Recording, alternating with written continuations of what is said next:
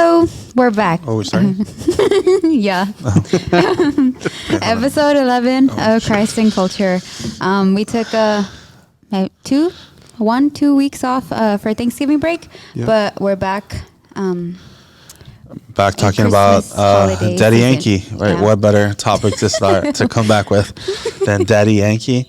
So I'm gonna read a little portion here, and we're really gonna talk about Daddy Yankee because he made news this week because he said goodbye to reggaeton and devote his life to his Christian faith. Basically, I think he's come out as a Christian before. But he made news now because he's officially retiring from touring, I believe, and he's going to devote his life to God. So another one of these, what are they called? Artists. Celebs, artists, celebs that have come out to God. And I don't know, what do y'all think about this? Buy, sell, what do you think? Buy, sell.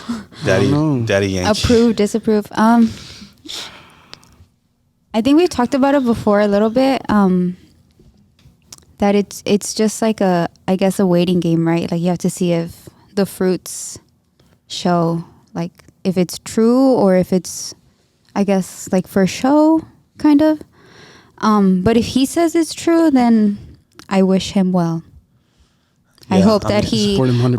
I hope that he truly devotes his life to Christ and that, he just grows spiritually. Okay. I just don't know, like, what his, like, I think we got to see what his plan is, like, moving forward. Yeah. Because, I'm pretty sure he's set for life, right? I think he's made enough money from Gasolina. The popular song, his Gasolina. one popular song when I was, like, in middle school. I think he's made enough money over his career to, like, make this type of decision. It's harder for other people. But like you said, I think his fruits are gonna, like, because one thing that like not annoys me but really gets on my nerves is when famous people say this and then they continue to promote their lifestyle. their music that promotes is a bad influence on young people, and then it just leaves a bad mark on Christians, and we have to deal with it because automatically the people with the greatest platform that label themselves as Christians are what people think Christians are.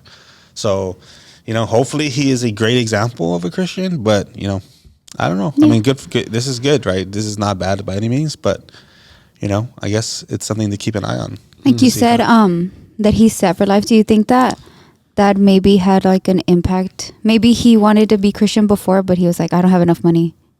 I don't think so. No? Do you think that would hinder his like career if he would have done it maybe like 20 years ago? Perhaps, yeah. 20. Yeah. I don't know what he was doing 20 years ago, but I think he was most popular in like the 2003, 2010. Okay. Mm-hmm. But his net worth is $50 million. I think he's pretty okay for life. Okay. Yeah. The man's set. Yeah, that's like generational wealth. Yeah. But I don't know, like. Does money play a factor? I mean, we kind of talked about this with Gideon a couple months ago when same thing. He retired basically from YouTube, and he actually, in the last couple of weeks, he's actually done practical steps to prove that. He deleted his video catalog, and he's now, I think when he's still doing some streaming, and I've seen videos of him talking about God and stuff like that, promoting Christian walk. So I think it's good. But I think artists is an interesting one because so much of their past or so much of who they are is tied to their music. Mm-hmm. So it's very difficult for artists to like say, I'm done with this lifestyle and then move on with their lives. Because, for example, a person like Justin Bieber, who is so young and in the past couple of years, he's debated or battled with this identity of trying to be a Christian and trying to live a better life because of things he's gone through. But then, he has to make a livelihood still, and he is still not even 30 years old, I don't think. And, all his music is pretty much like promoting these bad influence on young people. So I don't know, like Daddy Yankee is 46 years old or 47 years old. Do you think he could now make like Christian music? Daddy Yankee. under Daddy Yankee, or he would have to like change his name. I don't know what Daddy Yankee Obviously means. not. It's Welcome a- church to Daddy. Because, well, I don't know. Like he would have to change his name, I think he would want to change his name because he wants to like be disassociated from that. disassociate from his. Because that's what he's known for. His name. Yeah, and his name is like a very his name's Ramon Ayala. Like that's like, well, it does in his post. It says he is embarking a new beginning with his name Ramon Ayala. It's Ramon. Yeah. What? Raymond. It says on his Instagram. It has says a Ramon. accent on the O. Ramon. It says Ramon. Ramon. No, there's no D. Same thing. Who cares? Ramon. Rayman I said- Ramon. Ramon. I read it as Ramon. Yeah, I read it. as Anywho, Ramon. he has like a normal person name, not Daddy Yankee. Yeah. But he's from Puerto Rico, so I don't know. I don't know. I mean, this is good. Good for him. Good. Collab with Grupo Braddock. You never know. Yeah, I don't We'll play one of his songs in With, church. what is the other guy who goes tra tra? What's his name? The other rapper, Christian rapper. Oh, Redimido. Yeah. yeah, I don't know. So I mean, we'll see. We'll check it back in on Daddy Yankee in a few months and see How what he's he's doing. up to. He's Yeah. he's probably gonna take a break because he's retired, right? So, Probably. I mean, Most that's do you Likely. think like when he goes to church, people will be like, "Oh my God, it's Daddy Yankee"? Yeah, of course. I think if he goes to church in Puerto Rico, Yeah. but I don't know where he lives. Probably like Miami, no? Like Because Florida. I mean, honestly, like That's if me assuming. I don't know. he walked into here, I wouldn't even know who he was. You, I probably wouldn't recognize him. I'm probably like, one person would be like, "Oh my God, that's Daddy Yankee," You? and then you'd be like, You? "What, Daddy Yankee at church?" Gally. I think he can walk. I think he's already at the age and he's so removed from music or hits that he could walk into a place and like in America at least where not a lot of people would recognize him. Maybe. But I think it's hard for him to be like, I don't know, like be like, "I'm retired. I'm gonna be a normal person now." Why? Why do you think 'Cause- so? I don't know, like. It's been his identity for so long. Yeah, like he's been that person for so long. You don't think he's like, it's gonna be weird for him, people not to call him Daddy Yankee anymore. Yeah, because I'm pretty sure like I don't know, like he's probably gone by Daddy or Mr. Yankee. Like Mr. no, but Yankee. I mean his name is funny, but like it like kind of like think of it like who has which is artist that has like a stage name that like I don't know, like who has a stage Like Bruno Mars. That's not his real name. name? Yeah, like they like I'm pretty sure. Snoop Dogg, right? That's his name, right? Or yeah, like Snoop Dogg. Yeah, You think like, people call him by his real name? I mean, maybe his family, like, and stuff like that, but Mr. like, Dog. even his friends, they call him like Snoop or there's yeah. things like that. Like, so he's been this persona for so long of his life. Like, I mean, it's gonna be hard for him to just like cut it off, like stop. And that's why a lot of these older artists always come back to music because it's something they're familiar with and something they've known their entire life. And I think, I mean, we can even like even talk about retirement. Like that's why a lot of people don't want to retire from work because it's Unfamiliar. unfamiliar territory. It's all they've done their entire lives. So when it's time to retire, they're like, well, what am I supposed to do now? Yeah. And I don't know. Maybe this transition made it easier for him to retire from music to like focus on God. But I don't know. There could be something to that, but I'm not really sure. But good for him. Making a good decision in his life. Yes. But as we transition, something that connects to the transition or the decision that he has made is this question of if you're saved once, are you always saved? Right? And I think that's an interesting topic amongst Christians and Christianity because it's kind of like a hot topic, right? So what do y'all think about that? Like the idea of if you were saved once, does that mean that you always have God in your heart, or like you're always like protected by God and like you're going to make it to heaven like as soon as you accept him, or like I don't know. In that saying, does it mean like I accepted God when I was like 8 years old? I strayed away and then I came back and I'm still saved? Is that what it's implying? I mean, what does stray away mean? Like Because I mean, there's There's Yeah, straying away when you like stop going to church, you stop praying, you stop reading the Bible, you stop having a moral compass, you stop having convictions. But then like there's also like a straying away in which you go to God and you're so plugged in with Him, and then there's a time where like maybe you still go to church, but like Just get distracted. Yeah, you're not serving all as much. I wouldn't say that's straying away. I'd say that's more being stagnant. Straying away to me means like you're like you were on one path and now you're like you veered off to a different path. So I guess like going to like for example like me now, right? I'm in this path, coming to church, reading the Word, seeking God, and then one day I just decide, or gradually it just happens, like I don't come to church anymore. I stop reading the Bible. I just like start doing worldly things. That to me would be straight off.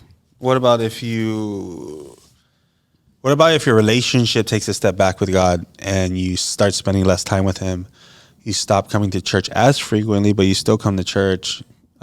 Maybe you stop reading the Bible as much. You stop praying as much. Like, is that backsliding? In a way, yeah. Because you're not focusing on the main priority of your life. Like, you know, you always have to have that connection with God. But is that person still considered saved? I think if I don't know. Yes. I would say yes. Again, like we've seen many stories in the Bible reflecting people who have fallen, who have sinned. And it all depends. Like, you know, like there's people who, I've done it before, like, you know, like I've kind of backslided, didn't see God the way I used to.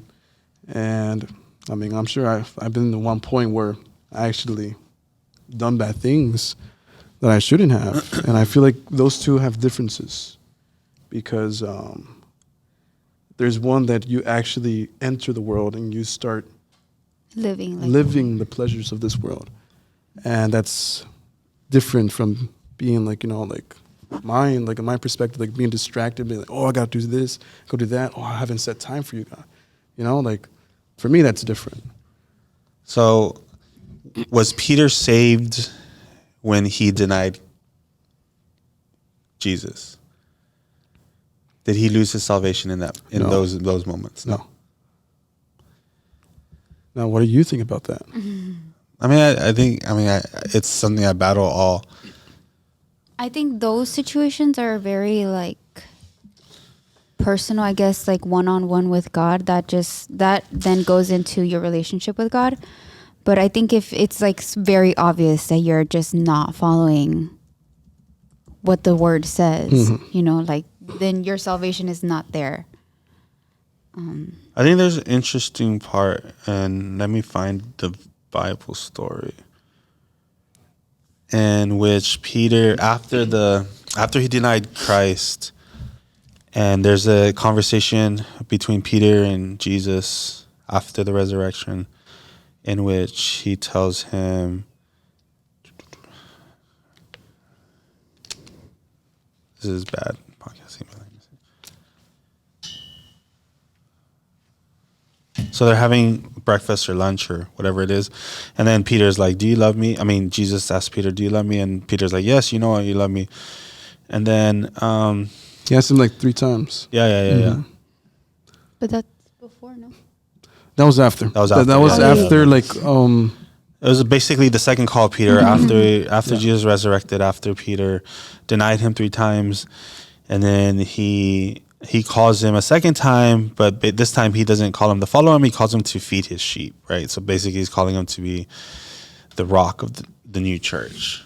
But is there something to that Jesus had to go and call Peter again? I don't know. Maybe Peter felt shame. And he didn't want to face Jesus. I think the ultimate question is when you do take a step back in your relationship with God, right, for whatever reason, is there a moment when you have a rekindling of your salvation or not? Because I think that's the ultimate answer. Like, do you have to, I don't know if you've, in your specific situations, if at that moment you said you had to like not rededicate, because of course you had to rededicate, but like, did you have to do the salvation prayer again? no. I always do it. Like when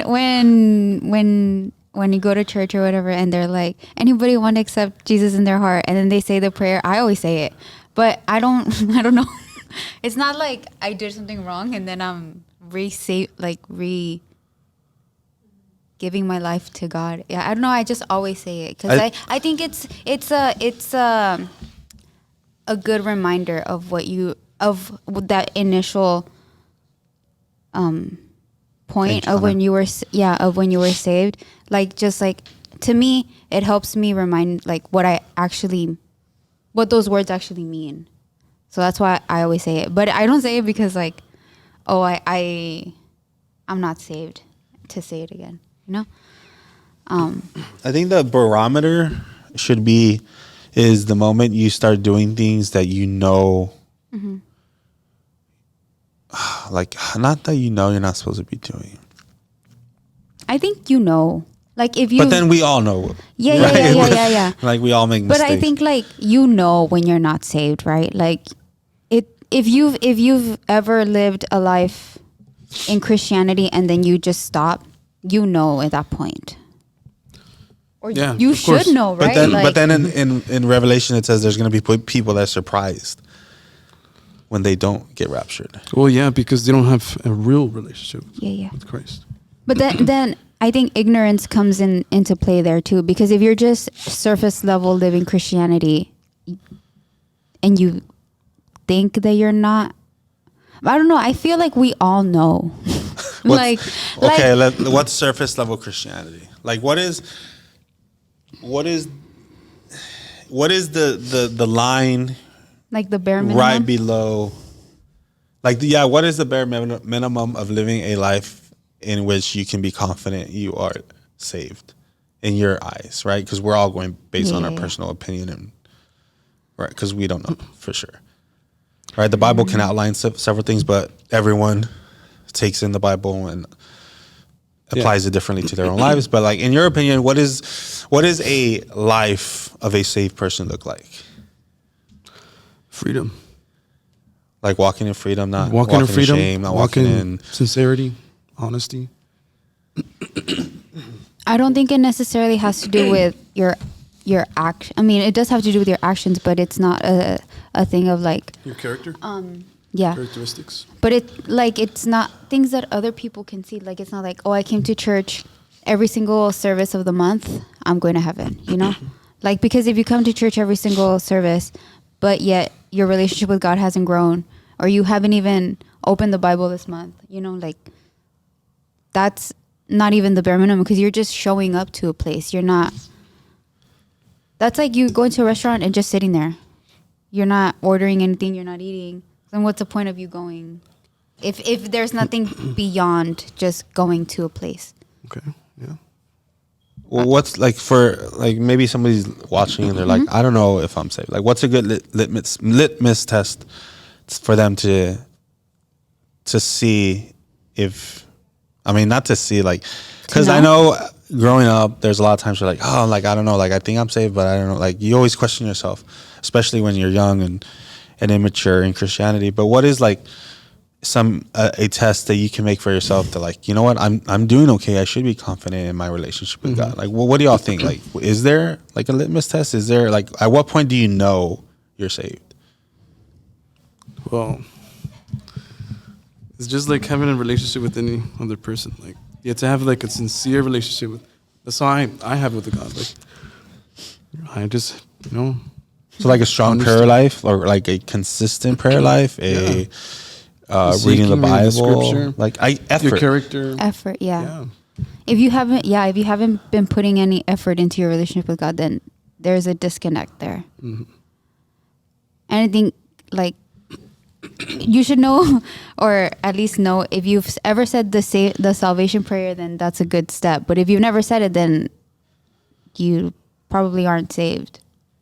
Right? Like, if you have never said, like, Jesus, come into my heart, be my savior, then you're probably not saved. So that you should start there and then cultivate your relationship with God. I think God sees our efforts, and if we're trying to to grow our relationship and to, if we're trying to be trying, then I think that he sees that. And I don't think that if we don't try one day, our salvation is gone. Yeah. No. So then, once saved, always saved. No. No. No, I think another thing is sacrifice. I think if you're not sacrificing anything in your life, then that's like a red flag. Like, because the Bible, like one of the main themes of the Bible is sacrifice, right? Yeah. In the Old Testament, it was sacrificing physical things. In the New Testament, it's sacrificing things in our life, our selfish desires, our humanly desires, our fleshly desires. Yeah. The Apostle Paul goes on over and over and over again about that. So if you're not sacrificing anything in your life, then like that's kind of like a red flag, and a time you should like take a step back and like, okay, do I really have a relationship with God, or do I just go to church, post Bible verses on my social media, and like just say that I'm a Christian? Mm-hmm. Because like we were talking about the celebrities, like when they have a huge platform, so like it's kind of unfair to them. But like when they do say like I'm a Christian, that's why it's important. Not it's important, but I kind of take into with more sincerity the actions of like Daddy Yankee and Gideon, because they actually started to walk the walk and not just talk the talk, in which they literally gave up their previous lives as a sign of sacrifice to follow God. And I think on a much lesser extent, that's how we should know that we're following God, when we sacrifice things in life, right? So for them, it's sacrificing millions of dollars, right? For us, we're not sacrificing millions of dollars. Maybe it's tens of dollars. Maybe it's hundreds of dollars. Or Or the little our that we have. time. Or our Yeah. time, or our friends, or our talents, or our dreams, or our goals, our personal aspirations, and just small things like that. I think effort is one important one, of course, and then I think sacrifice. Like I think they go hand in hand because when you sacrifice something, you're putting in effort. You're trying to achieve something, right? Like sacrifice is about giving up something that is a desire or something that you like, right? And I think that shows effort. Yep. Yeah, so when it talks about once saved, always saved, like I think that's the battle that we have as Christians. I think the idea of once saved, always saved is genuine, because ideally we should never backslide, or we should never fall out of relationship with God. But at the same time, we know that's not practical. And I don't know, like I think there's a lot to it, because then there's like, well, what makes you unsaved? And just, it's kind of like a roller coaster of debates. And I think, you know, it's important that when you do get saved, that you take it. I think that once you're saved, always saved is not really, because I think if you do accept God and then you end up backsliding, then I'm like, well, did you really accept God? Because God is so good. His love is so amazing that we should, like, there should never be a point where we give that up. Like, and if we do give it up, then that means that we never had a true encounter of him, because if we understood just how good he is, just how deep his love is, then that's something that we should never want to give up, even for the riches of this world. Mm-hmm. And I mean, I don't know. So I think it's you should be very careful when we say we're saved without actions. Because I think actions ultimately prove our salvation. And that's what the Bible says, right? Faith without works is dead, right? So we could preach all the right things, we could say all the right things, but if we don't, you know, I'm not to say that sometimes we're all going to be hypocrites. Everyone is a hypocrite. We're supposed to preach the good news, and sometimes we fall short of acting out the good news.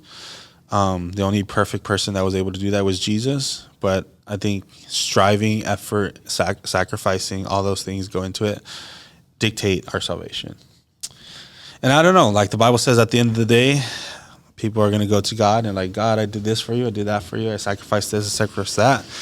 And the Bible says that he's going to say, I never knew you. Like, I don't know. Like, that's one of the scariest verses in the Bible. That's going to be rough. And I don't know, like it's just an interesting debate that people have, and I don't know. And one other like aside thing, like I guess we could talk about, like, do you think there are going to be more people that are raptured or more people that stay behind on Earth? That's kind of tricky, bro. I think more people. This is a question I thought about like growing up my entire life. Well, you gotta think about it. Like, is there gonna be a lot of revivals in that time, or is there not? You gotta see the time frame. You know. Let's say it happened today. Today, I think more people would be left behind. Mm-hmm. Because if we go back to, like being saved equals having a genuine relationship with God, I don't think that there's not people who have a genuine relationship with God, right? But I think that there's a lot more people who say, I'm a Christian without knowing what that actually means. And as opposed to people who seek God every day and who genuinely, try to live a Christian life. I mean, I could be wrong, but like, no, I think, it's because the world is like a lot. So I think a better question is because, like, obviously, statistically, there's only a third of the world considers themselves Christians, right? Because there's so many other religions. Mm-hmm. I think the better question is, are there more Christians or people that label themselves as Christians that are going to be raptured or that are going to be left behind? I guess like a better like narrow question would be like, how many people in our church? How many people have you encountered that you can see the like not authentic, but that sincerity, that they have that sincerity relationship with Christ, right? Yeah. Can you name basically several? like that, like getting aside from us, like in your everyday walk, getting all down, like chopping it down, like going to HEB, right? Like or to Walmart. How many people in that place? It's very few. I possibly don't really know much. Aside from church here. Yeah.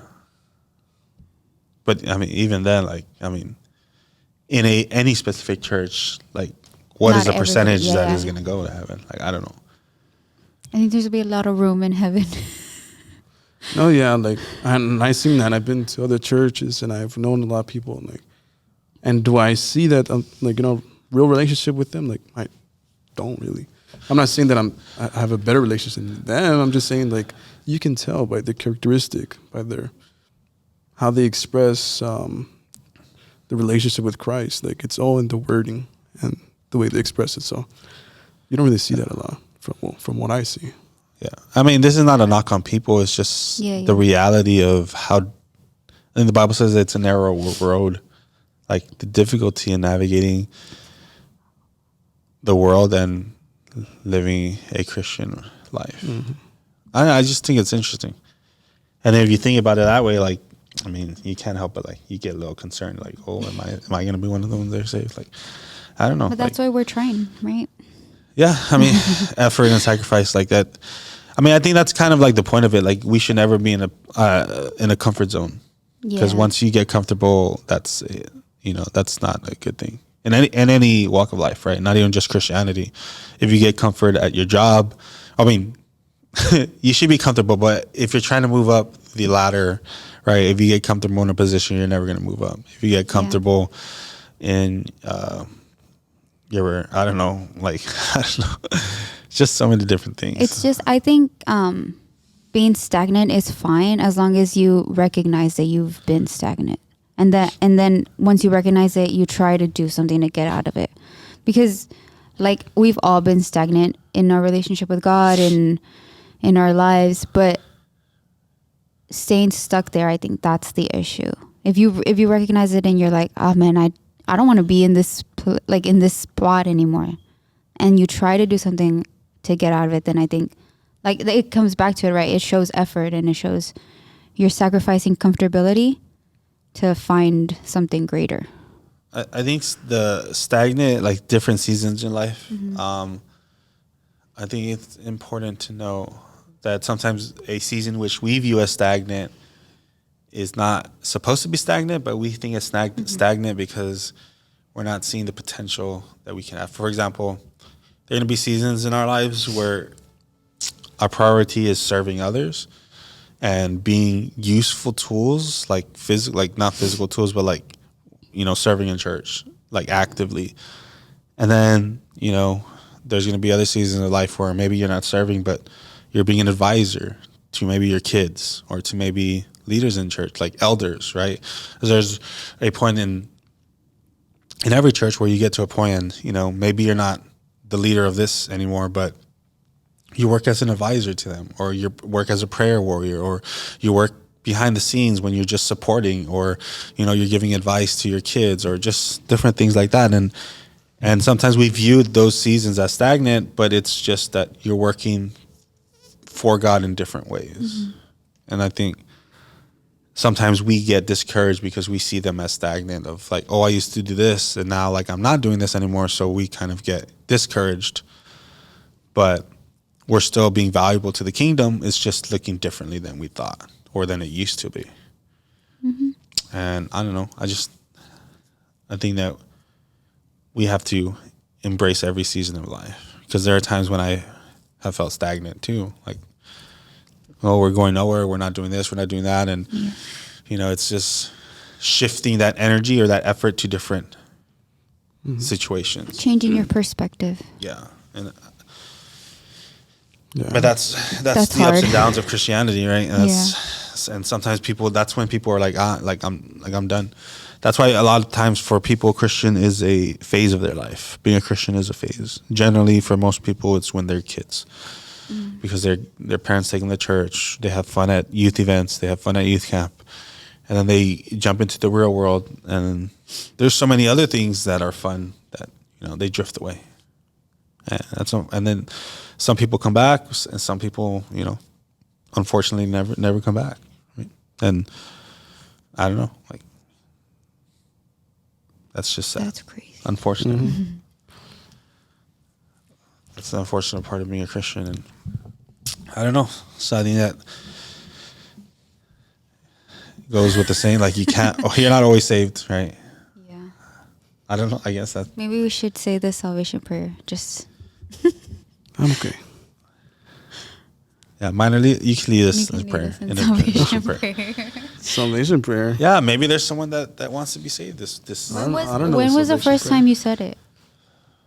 I never said a salvation prayer. Have you ever led someone? You never said a salvation prayer? No. I just said, when you were little, probably. Well, I was little. I was like, when you forgive my accepted sins. God in your... Yeah. Well, yeah. I mean, every salvation. I don't think there's like you have to say it like this. I don't think there's a salvation prayer, like it's not necessarily. It's just a prayer that you say to just accepting. God. Accepting confessing your sins. But that's what I'm saying. So here's a question: do you ask for forgiveness? Like, how can I say this? Not obviously, right? Do you ask for forgiveness every day? But I'm trying to say this. Hang on, let me think about this. I'm trying to frame this correctly.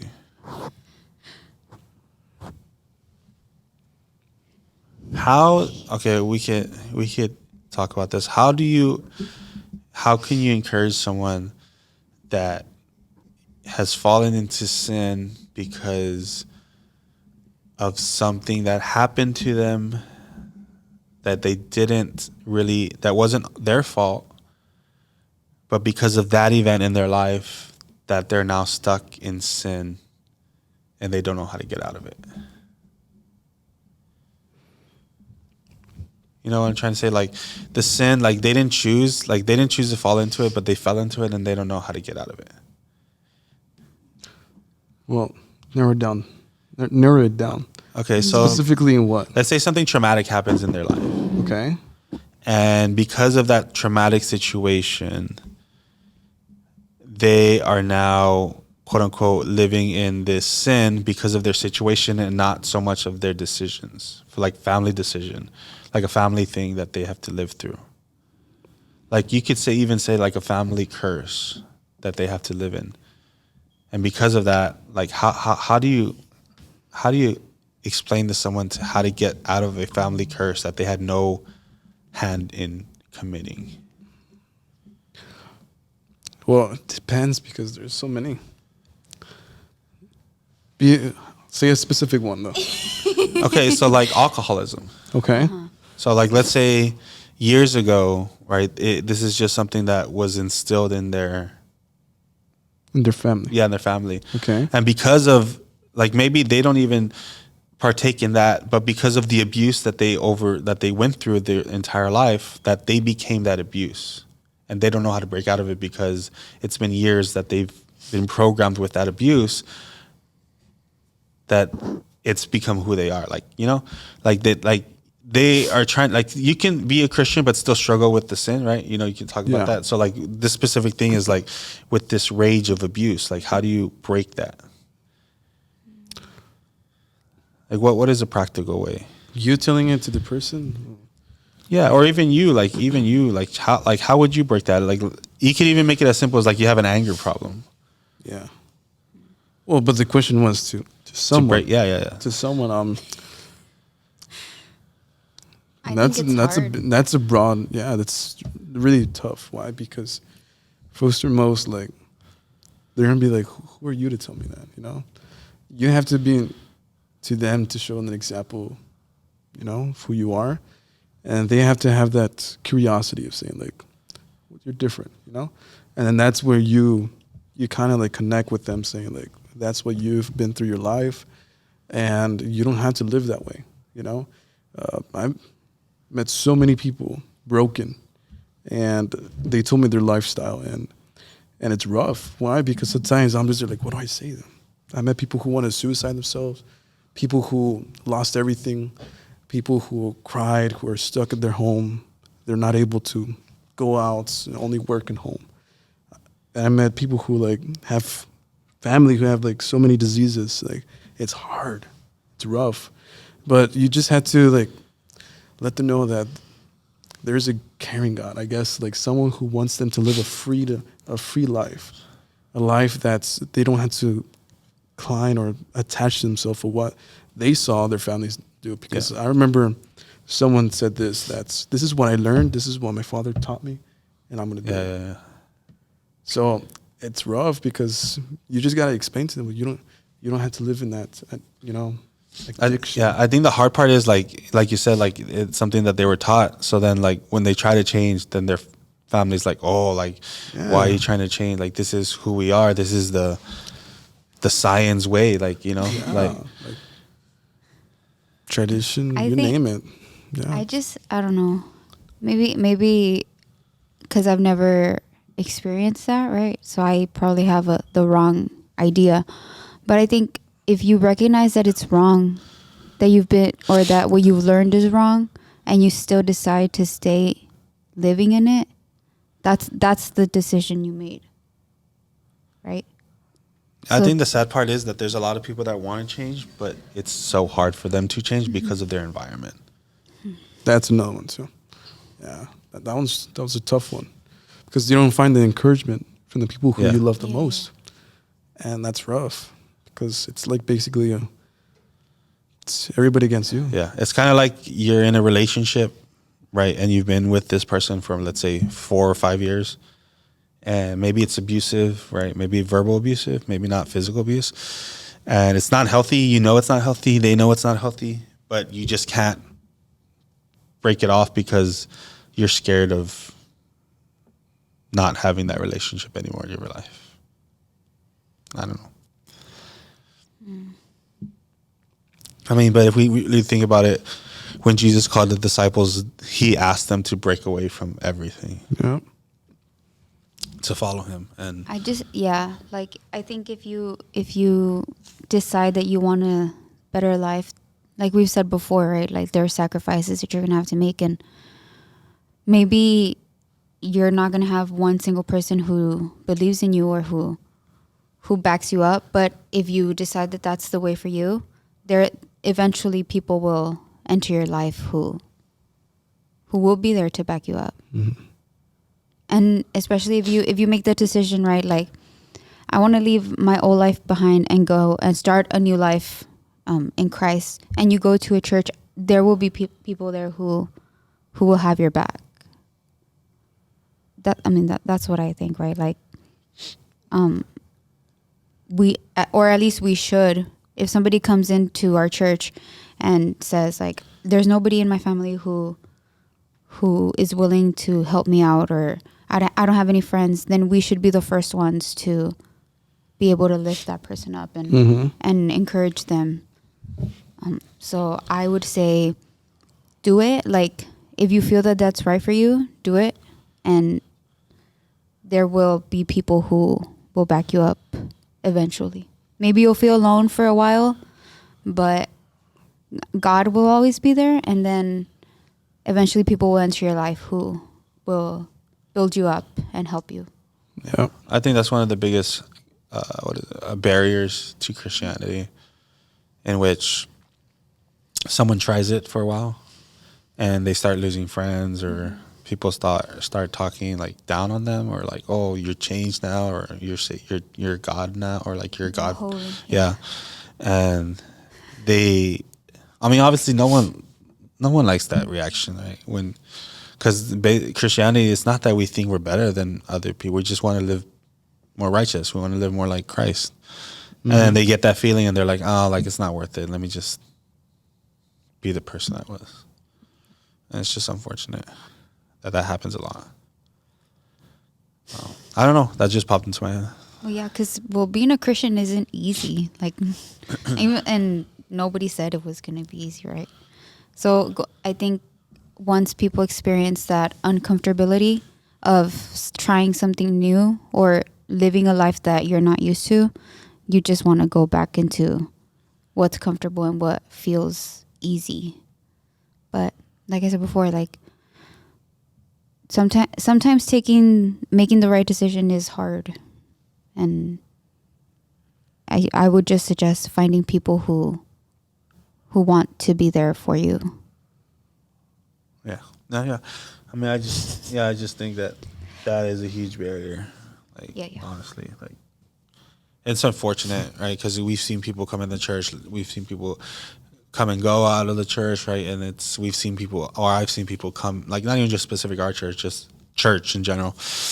And they go through these waves, and they don't survive the dry seasons of a relationship with God. And,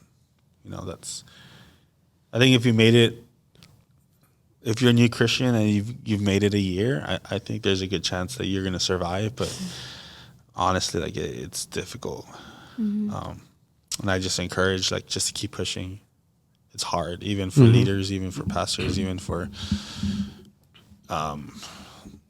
veteran Christians. Like, it's still hard. Like, I mean, we can all speak to our struggles that we go through, the times where, it's difficult to be a leader. It's difficult to be on the platform, but it's difficult, but it's worth it, because there are moments in your life when you're just living your life, and then something happens and you're like, whoa, like that could only have been God. Like, it's and those moments are so beautiful that it makes, like, everything that you've been through worth it, at least for me.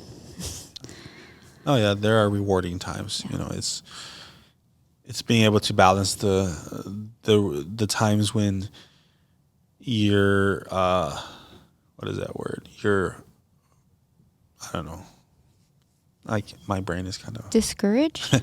Not discouraged. It's those times when you're blessed with the words of encouragement, and then there's gonna be times when no one says thank you. There's gonna be times when no one says hi to your church. Yeah, like no one. I don't know. Just just keep moving forward, and even though no one may actually say it, like, there's probably people that really value and are influenced and are changed by your service in whatever church you go to. So I think, congrats to Daddy Yankee, who made it. I'm kidding. Hopefully I'm hopefully serious. he makes some songs that we can play at church. Hopefully he's a good example, because we joke, like, it's because his name's a little, not silly, it just sounds funny, but he has so much influence. Like, he could make such a difference in his hometown and around his family. Like, it's just, I don't think that should be overlooked, that how much of a difference he can make with the influence that he has. Hopefully he does take advantage of that and does change people's lives, And is genuine. So but yeah, so we're gonna try to be back next week, a couple episodes before Yeah. Christmas, and then we'll probably take a little break. Christmas break. Then we'll be back for. We're gonna try, right, to do some Christmas stuff. Yeah, we're gonna. Hopefully. We have at least 2 episodes for Christmas, so we're gonna try at the very least our last episode before Christmas. We'll have some. I don't know. Maybe maybe- we'll do like what's it called? I don't want to say the wrong word. Where you exchange gifts and pass them around. What is that called? A white elephant. Yeah. Even though we're just 3 people, White but we might elephant. include. No, we can include them too, right? There's Yeah. like be 5 of us. Yeah. Or maybe we could just do separate videos. It might not be a podcast. Yeah. So we'll figure it out. We'll have some fun stuff to Yeah, get released throughout the holiday season, and then also we'll try to make For some New content Year's. for the break that our church goes on. So, but yeah, so we'll be back next week for sure. But yeah, so hit the like, hit subscribe, share the episode, share a clip of the episode if someone in your life needs to hear something, and hopefully they're impacted by Anything that we said. yeah. So yeah, we'll see. Thank you. Bye.